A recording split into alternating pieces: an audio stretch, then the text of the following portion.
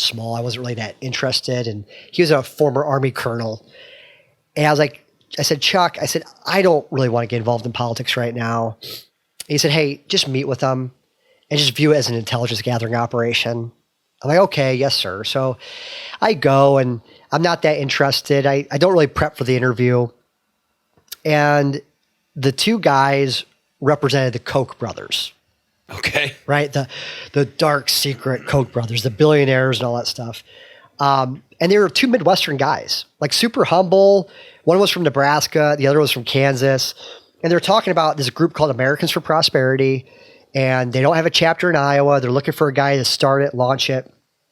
And they're talking about the national debt, which at that time in 2011, I think the national debt was like $14 trillion. Now it's like 37. It's double that. Trillion.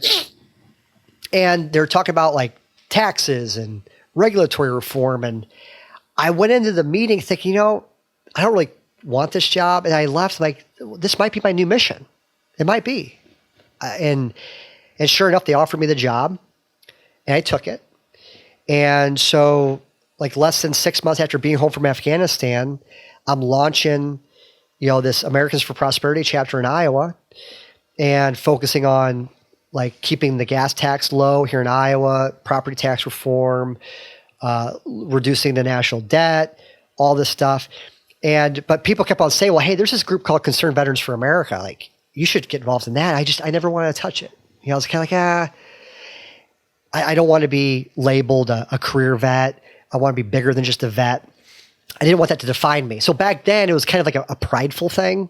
We're like, no, I'm bigger than that. Whereas now I don't want the veteran thing to define me because I want God to define me and my family.